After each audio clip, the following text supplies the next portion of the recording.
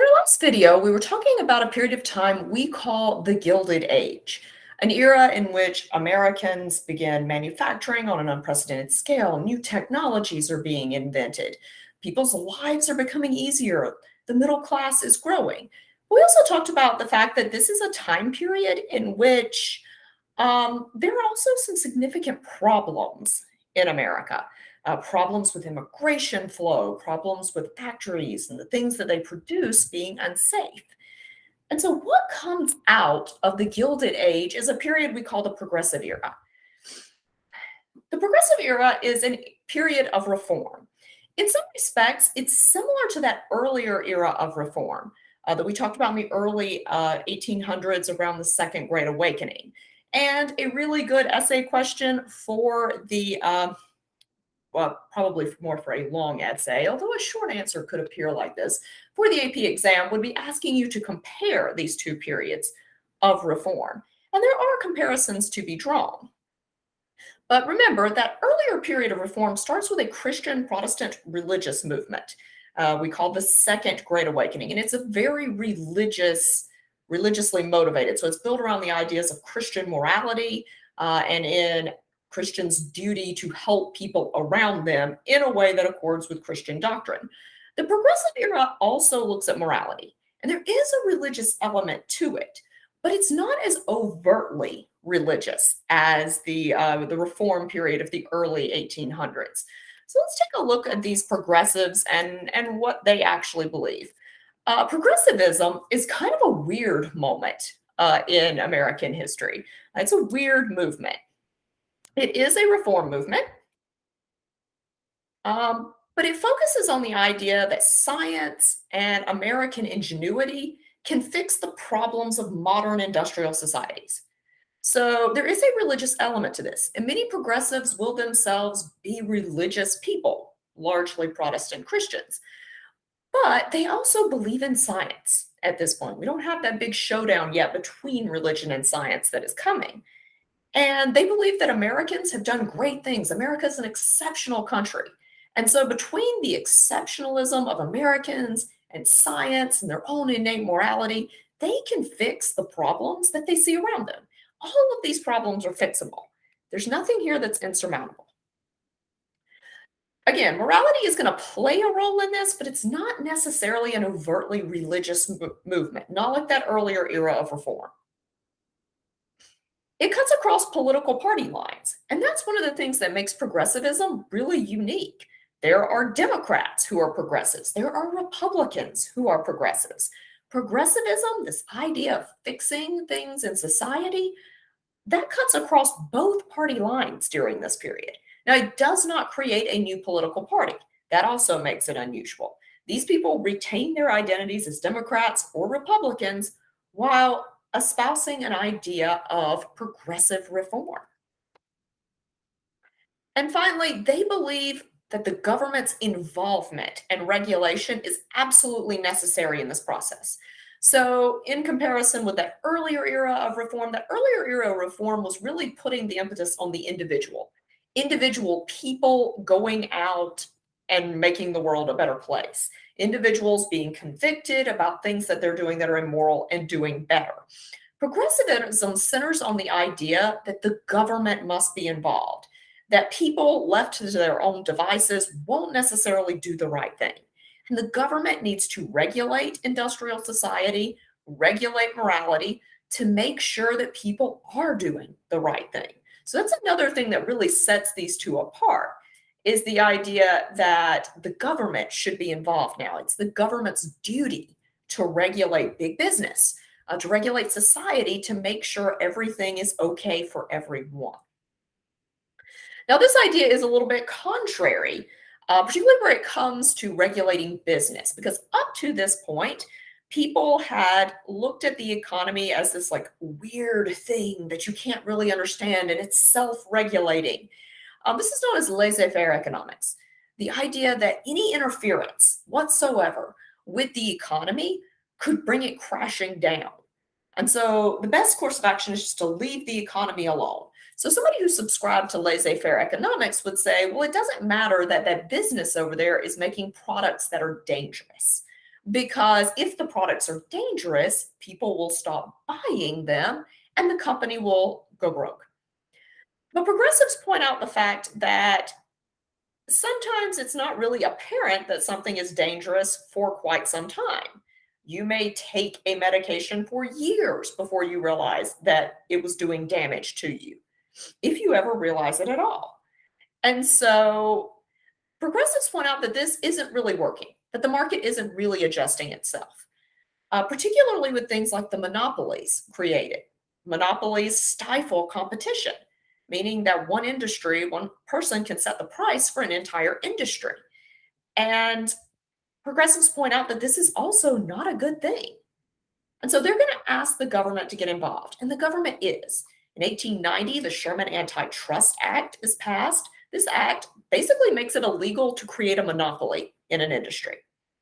We still have antitrust legislation on bills today.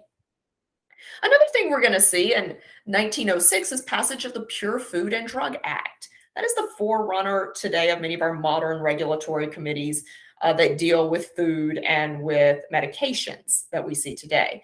The Pure Food and Drug Act set up an organization to go and basically, if you produced food, they would come and they would look at your factory. They would make sure it was sanitary, that your practices when handling food products were good, that you weren't putting things into the food that you shouldn't be putting in there.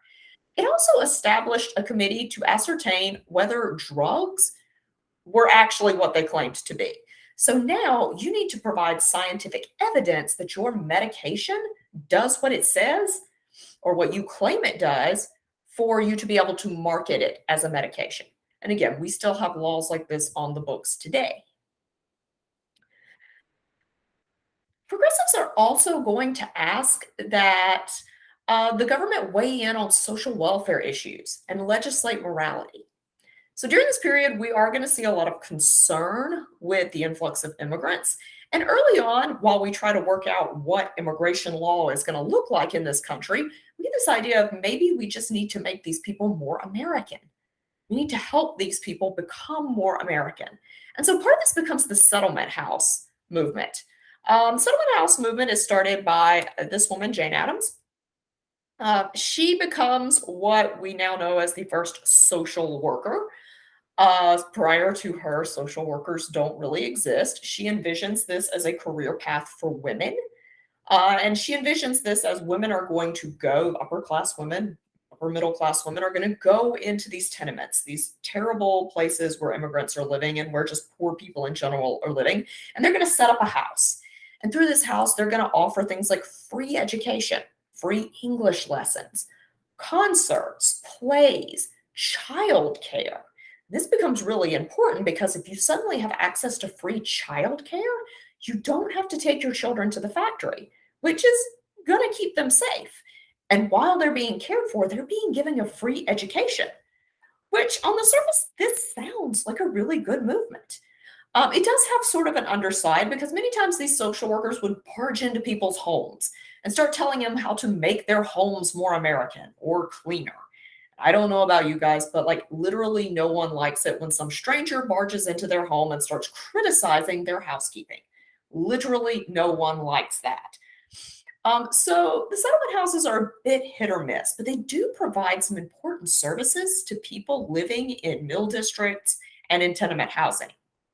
We're also going to see a resurgence of that temperance movement, that movement to ban alcohol in the United States. And this time it actually will get traction. In 1919, we have passage of the 18th Amendment, which bans the manufacture and sale of alcohol in the United States. Now, again, this is coached in the idea that if people aren't drinking their paychecks, we'll have less violence, we'll have less poverty. But it's also a little bit seedy and on the other underside because it's really targeting immigrants. People who come from Southern Europe and Eastern Europe have much different attitudes towards alcohol than Americans do at this point. Alcohol, there's no stigma about drinking alcohol. Alcohol is often used in religious ceremonies, such as within communion, within Catholicism. So some of this targeting of alcohol is also targeting these immigrant groups and trying to force them to become more American, to adopt more American attitudes about alcohol consumption and its dangers. Because remember, Americans already decided way back in the 1830s that alcohol was dangerous, and alcohol consumption in the US had been steadily falling since then. We're also going to see a resurgence of the women's suffrage movement during this period. Women are once again going to be asking for the right to vote, and they will finally receive the right to vote with the 19th Amendment in 1919. So we finally have a point where everyone, as of 1919, can vote regardless of their race or their gender. Now, you do still have to be 21. We don't change that until a little later in history. So know that by 1919, everyone in the United States, regardless of gender or race, who is over the age of 21 and is a citizen, is allowed to vote during this period.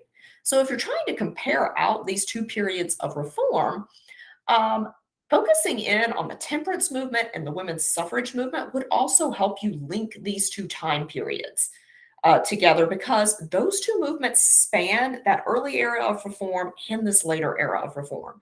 So were you to get an essay question about either one of these periods, that's a way to get the complexity point, is to be able to acknowledge that if you're writing one about the reform movements in the early 1900s, that you know that this gets picked up again after the Civil War.